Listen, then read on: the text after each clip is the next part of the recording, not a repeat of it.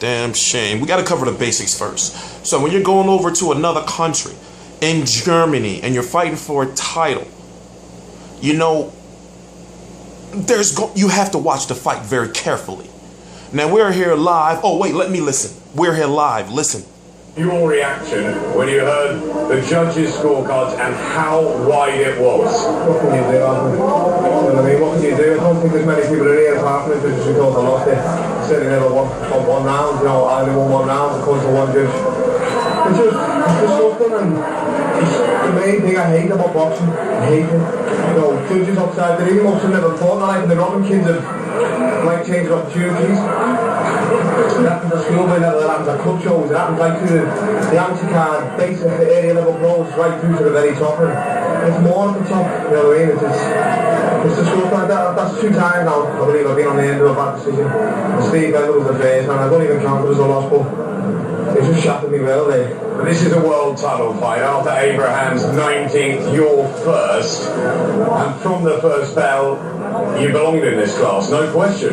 You know, you get the idiots, and believe me, they don't motivate me. The people around me motivate me, my family, my so many brothers, my friends, my wife.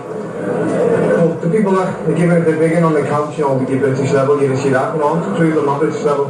You were a big underdog going in. I was, but I knew what I could do, I knew I had to beat him. Listen, I've done some things wrong with me, and Joe will tell me off for it this week, but I've done a lot of it right. The game plan was working, you know, a lot of them, a lot of the time I was offsetting, I was out working every round. For me, I was shading a lot of the rounds, but you know, I was Germany in it. And I always said as well, you know, I well and truly got my fingers raised, but I said that I trust the judges, you know, if I'm winning enough rounds, then the fight will be mine, but obviously it wasn't. You set the pace, and obviously the body shots, especially the right hand, key to the tactical plan. Yeah, you know, and all the messing around, the gloves and all that, what are you bothered about what gloves I wear? You know, you're world champion, you've had 19 world title fights, you've been with Frost, Wards, Durrell, and the likes, and you're worried about the kid from England who lost 2 domestic fights, I'm sorry if I'm saying, but he wouldn't let me wear the gloves I wanted. I wore the everlast in the end anyway, he weren't the best, but no excuses. I still was getting on with the body shots, I was still getting the head shots in, it was still having the effect that I wanted. I believe I won the fight, and you know, it's the people at home who can judge it as well. What do they think, you know? Do you think I won the fight then? Do you think I won the fight, but the judges didn't? I think plenty of people felt you won it. If you didn't win it, you certainly didn't lose it like that. Were you ever hurt in there? Did you feel uncomfortable? His jab obviously was good, and he knows, he has the experience how to nick those rounds, doesn't he? His jab was good, but there was a lot of the time when I was waiting for him to come into the counter and letting him work sometimes so that to counter him. Maybe I've done a little bit too much, but it still wasn't enough for him to take the rounds the way the judges say he was doing, you know. I was trying to let him make the counter and caught him with 1 or 2 good left hook counters as well, sharp ones, but he weren't expected.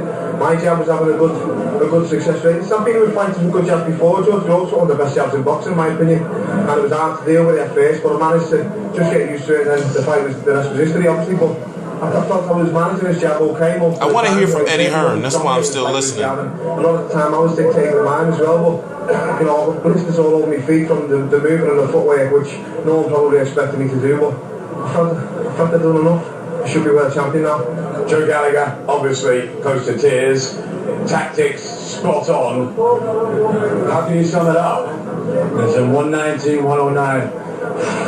What can you say to that? That Spanish judge, listen, he needs to absolutely put him right out there, and listen, America, they've stricken him off the list, and he needs to be done as well. 119, 109. Listen, I had Paul Smith level after 10, won the 11th, Abraham come the 12th, had it a draw. I thought, hey, listen, there's 1 or 2 rounds in it either way. 119, 109. That just takes away all the big effort and been put into it. He trained like a world champion, he fought like a world proper championship contender tonight, and I'm very proud of him, and everyone in Liverpool's proud of him. He didn't disgrace himself. Everyone thought that he's got to come here, get took out in 6 or 8 rounds, and listen, everyone's surprised to see him at the end there, and listen, everyone back home in England and Liverpool can be proud of the kid, because he done himself and his family proud tonight. Let's bring promoter Eddie Hearn in. What are you going to say to Calais Sauerland? What do you think about the scores? Well, I told you, man, I think Joe's hit the nail on the head. When you come over here and you box away from home, sometimes you expect the rough end of the stick. I had it very, very close. But what the score's done, it hasn't given Paul Smith justice for the performance that he put in. If he would have lost it on a split or by a round or 2 rounds, he might have been able to take it on the chin. But 9 rounds is disgusting, really. You know, I mean, but I hope Paul Smith, he's proved tonight he can deal at top level. And he should come back and go again. The most disappointing thing is that in the record books, he doesn't get justice for that performance. In my opinion, he could have got the nod. If we would have lost by a split, a round or two, you take it on the chin and move on. But those kind of margins are disgusting. And, you know, like I said, he won't get the credit for a wonderful performance. Not many gave him a chance. He came in and he deserved much more. Listen, I know Paul was on it wasn't the mandatory, it was only voluntary tonight, but after that performance tonight, I think if everybody appeals and complains everything else, let's break the bank and get our Braver back to Liverpool. Let's have it with Liverpool. Paul, quite amazing support for you. All right, we got to talk. Listen. I don't even know where to start. So I'm T Street Controversy. This is T Street Controversy Live, and I cover boxing. I do all of my shows live. So September the 27th, 2014, you got Paul Smith, 35 now and 4 with 20 KOs. Most notable fights, most notable losses to James DeGale and George Groves within the year. And those were both by knockout. So you think to yourself, okay, he's going against Arthur Abraham. Arthur Abraham now 42-3, if I'm correct. 42-3 with 28 knockouts. You know, don't get me wrong, but you look at his career, he's got Andre Durrell, Edison Miranda, Andre Ward, Carl Froch, Jermaine Taylor, Robert Sturskis. Now, what I'm saying is you have Paul Smith, who's going over to Germany as a voluntarily, basically he was picked. He wasn't a mandatory, but Abraham had to defend his WBO 168-pound cruiserweight title.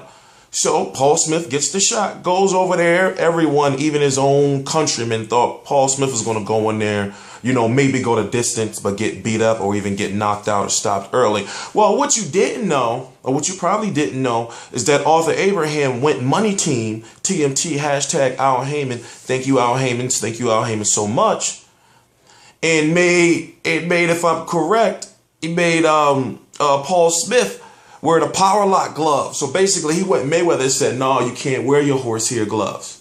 I'm not trying to hear it. What is going on? So if you watch the fight, you see Paul Smith doing a lot of work. Arthur Abraham is known to be a fighter who comes on later on in the fights. He don't gas out. He fights at the same pace. And someone like Carl Froch gets better as fine wine gets through time. So what I'm saying is that to fight someone like an Arthur Abraham in Germany and to lose like that, 2 judges 117, 110, 1 judge 119, 109.